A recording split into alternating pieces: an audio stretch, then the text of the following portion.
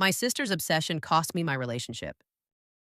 I always thought the phrase one true love belonged on throw pillows and wedding invitations, not in my sister's actual mouth while she was standing in my kitchen, clutching my boyfriend's hoodie like it was a life raft. He's my soulmate, she said. You know that, right? For the record, she was talking about me. Not in a weird Alabama way, calm down. In her head, though, I was the sun, and she was a planet that had decided all the other planets were just cluttering the orbit. Parents, friends, partners, temporary. Me, permanent. I used to think it was cute. Growing up, I was the big sister with the car and the fake ID and the ability to talk our mom out of grounding us. She was the anxious one who'd only fall asleep if I left my bedroom door open a crack. Our whole dynamic was basically one long emotional support animal program. Then I met Gabriel. He was the first guy I dated who didn't feel like a temporary plotline. We met at a 4th of July barbecue, both of us pretending we knew how to properly grill corn. He had that easy, steady energy that makes you feel like you could hand him your worst fears and he'd just hold them without flinching. My sister Paige liked him at first, or I thought she did. She'd text me, "Is Gabe coming?" whenever I mentioned plans. She'd ask him about his job, his family, how he seasonings his steak.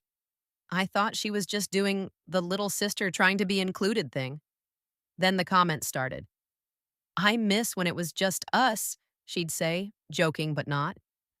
"Remember when we didn't have to schedule time together? Before you got domesticated?" I brushed it off. Everyone has adjustment issues, right? I figured she just needed time. But then she accidentally sent Gabriel a screenshot of a text where I was venting about a fight we'd had. And that was the first time I saw the crack she was aiming for. The text was harmless, in my opinion. He's great, but sometimes I feel like I'm dating a golden retriever who pays taxes. Too nice. Too calm. I keep waiting for him to scream at a parking lot attendant or something, just so I know he's human. I'd sent it to Paige in a moment of tired snark after a long week. She'd replied with a row of crying, laughing emojis and, "Lamar, you're so mean." End of conversation. Except it wasn't the end. 2 days later, Gabriel came over looking like he'd been stuck in his own head all day.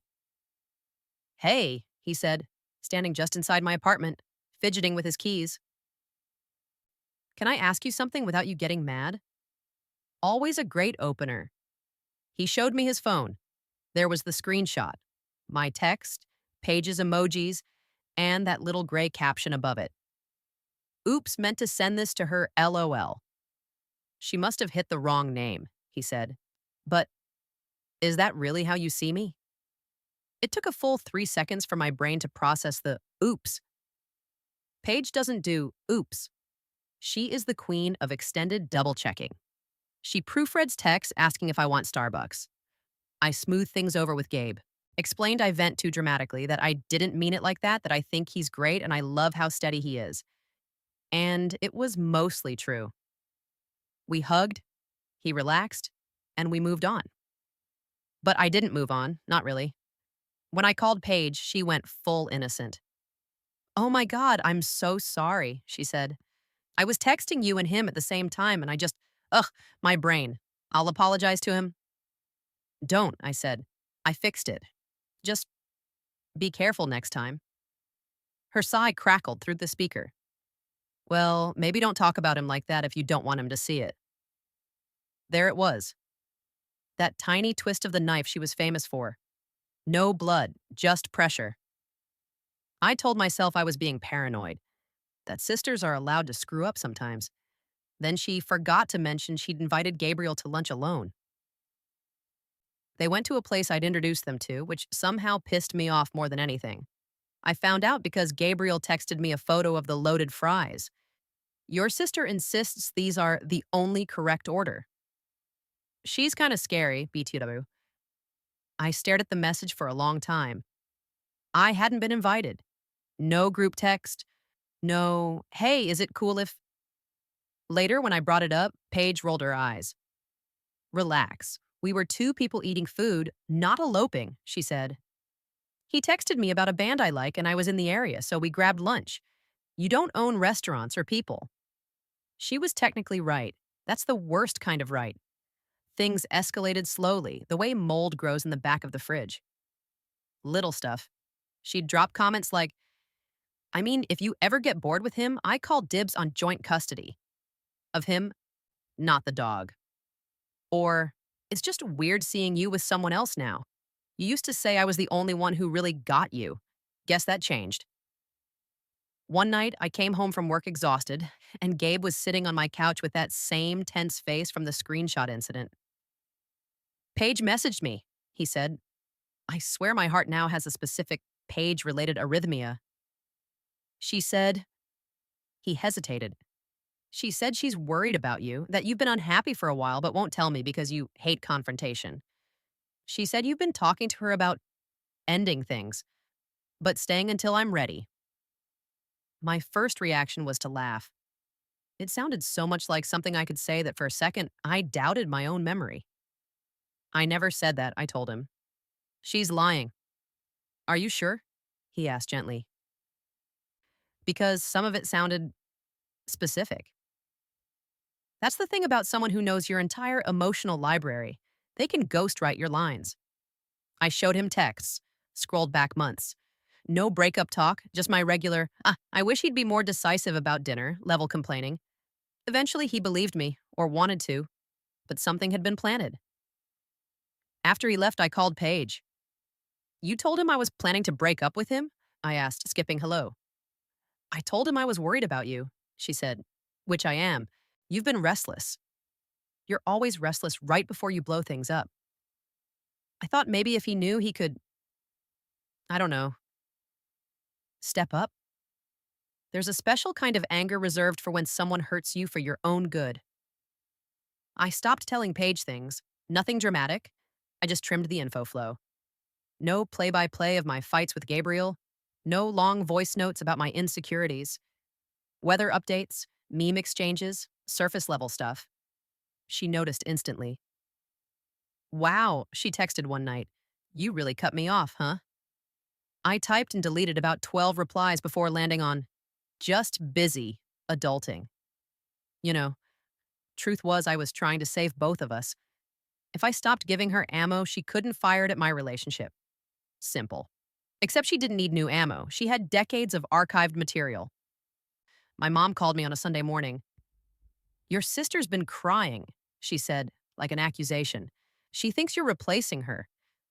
I'm. What?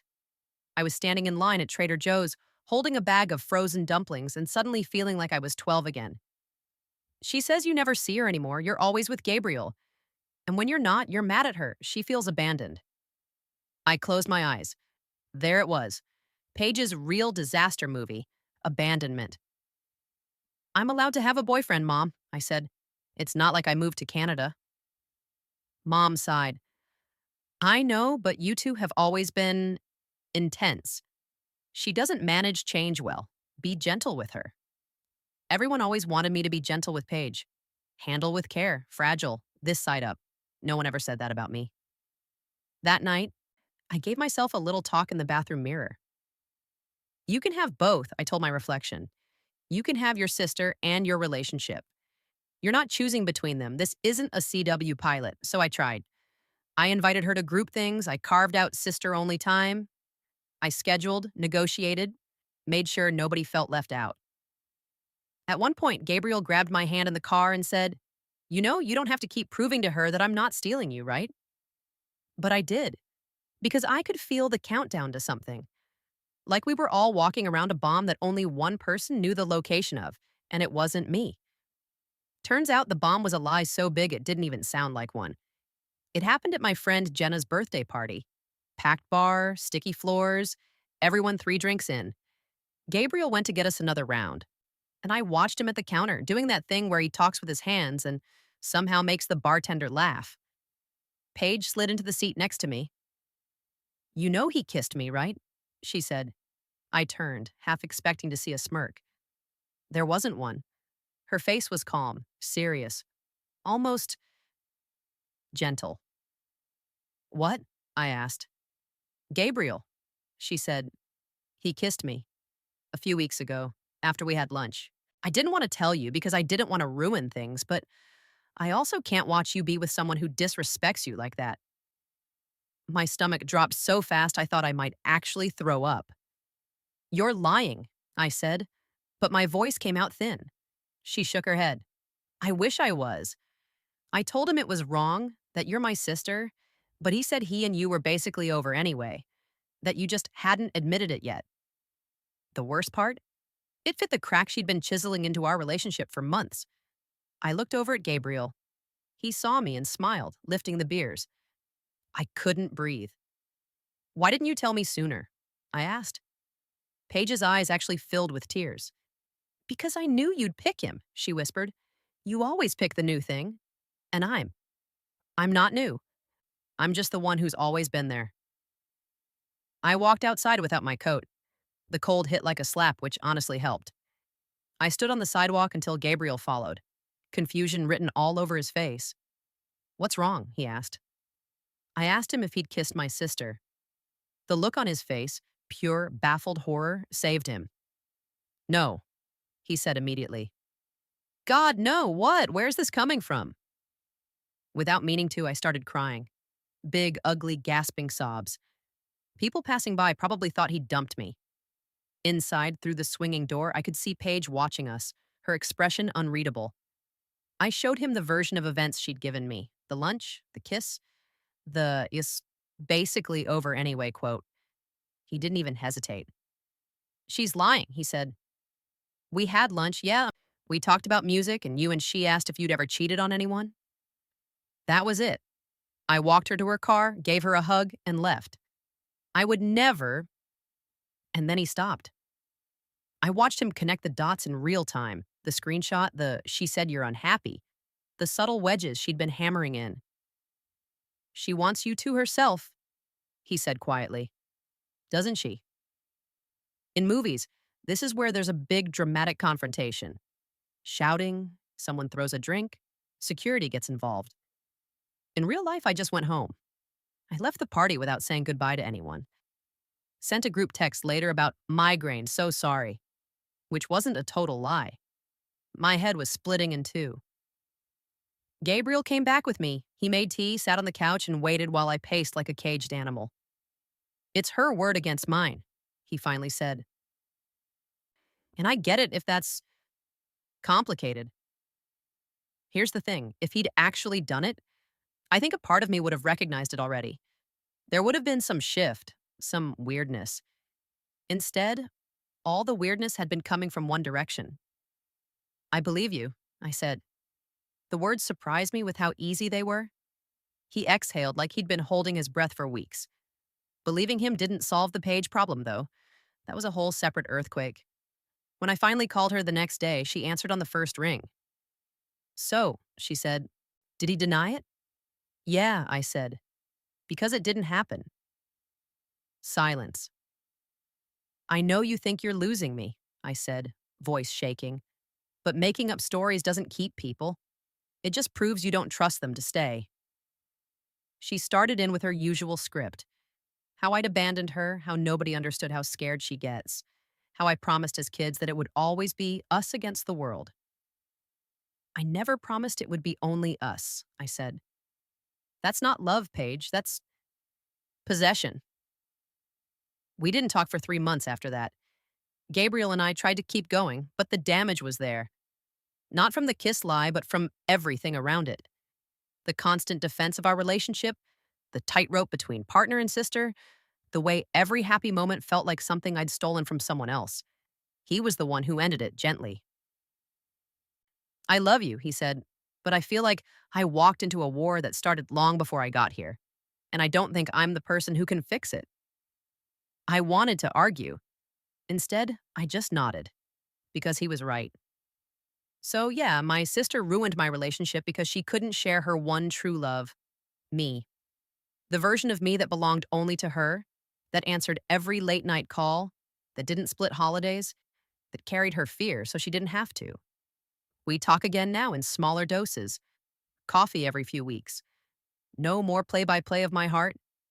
I keep some parts of my life out of her reach, not as punishment, but as self-preservation. Sometimes I read wild stories online, kids fighting off armed intruders, partners turning into roommates, parents revealing secret children, people hunted by the very ones meant to protect them. And I think everyone's carrying something that sounds unbelievable from the outside. My story's smaller, less cinematic. No weapons, no courts, no missing daughters. Just two sisters, one love that grew too tight, and the slow, painful process of loosening its grip without cutting it off completely. Life goes on. So do I. And the next person I fall in love with, I'm making sure they're signing up for me, not the whole unresolved family package I used to hand out by default.